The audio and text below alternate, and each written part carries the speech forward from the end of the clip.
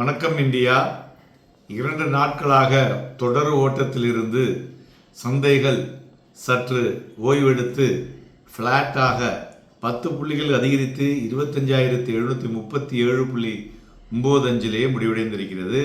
Advances 1738, declines பார்த்தோம்னா 724. மெயினாக இன்றைய தினம் ஒரு ஹெவி செல்லிங் இதெல்லாம் பார்த்தீங்கன்னா ஐடி ஸ்டாக்ஸில் அதுதான் இன்றைக்கி மார்க்கெட்டை ஏற விடாமல் பிடிச்சி கீழே எழுத்துன்னு சொல்லலாம். அதனால் இன்வெஸ்டர் சென்டிமெண்ட் காஷியஸாக இருக்குன்னு சொல்லலாம். ஏன்னா இந்த ஒரு rapid advances in artificial intelligence அது ஒரு சாஃப்ட்வேர் ஸ்டாக்ஸை குளோபலி ஒரு உலுக்கி இருக்கிறது என்றே சொல்லலாம். அதற்கு நிறைய விஷயங்களை பற்றி இன்றைய தினம் எல்லா சேனல்லையும் பேசிகிட்டு இருக்காங்க. ஒரு 1 or 2 டேஸில் நமக்கு அது ஒரு பெட்டர் கிளாரிட்டி கிடச்சிடும் அப்படின்னு சொல்லலாம்.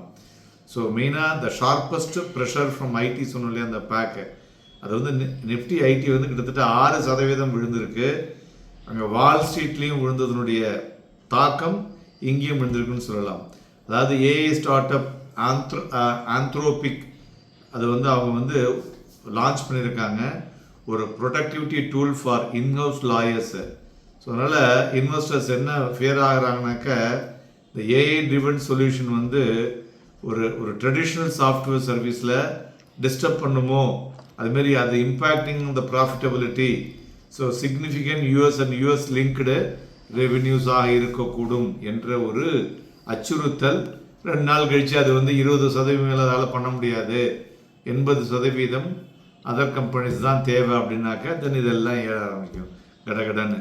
ஸோ அதுபோல் இன்றைய தினம் எனர்ஜி, மெட்டல் அண்ட் ஆட்டோமொபைல் நல்ல பையிங் இருந்தது. அதுமாதிரி டாப் கைனஸ் பார்த்தோன்னா Eternal Trent, ONGC, NTPC and Adani port. So Adani port இன்றைக்கி 52 வீக் ஹையை டச் பண்ணியிருக்குன்னு சொல்லலாம். லூசஸில் Infosys, TCS, HCL tech, tech Mahindra and Wipro. இன்றைக்கி விப்ரோ 52 வீக் லோவை டச் பண்ணியிருக்கு. இதை தவிர ஆக்சிஸ் பேங்க், கோட்டக் பேங்க்கும் டாப் லூசர்ஸ்ன்னு சொல்லலாம்.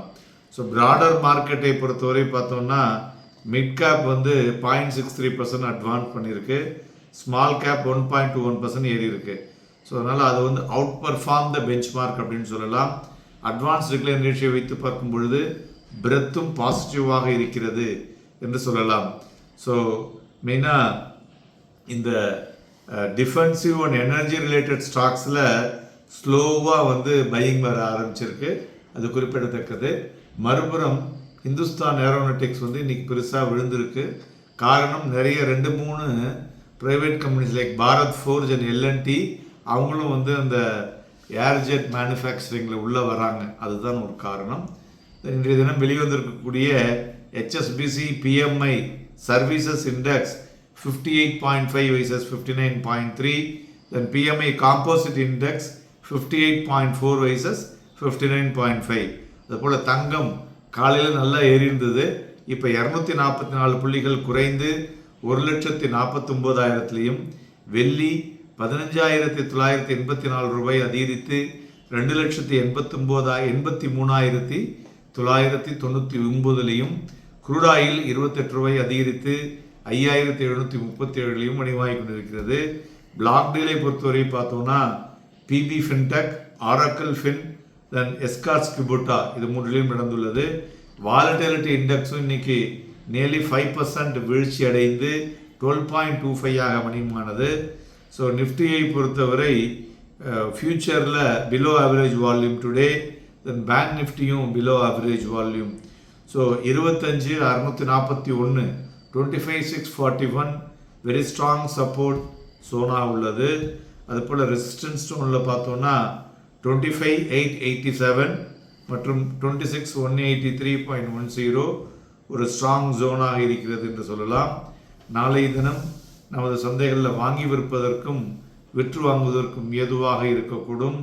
நாளைக்கு சென்செக்ஸ் வீக்லி க்ளோசிங் இருக்கிறதுனால மார்க்கெட் ஒரு வாலட்டிலிட்டியை சந்திக்கக்கூடும் என்று எதிர்பார்க்கலாம். Happy and profitable day.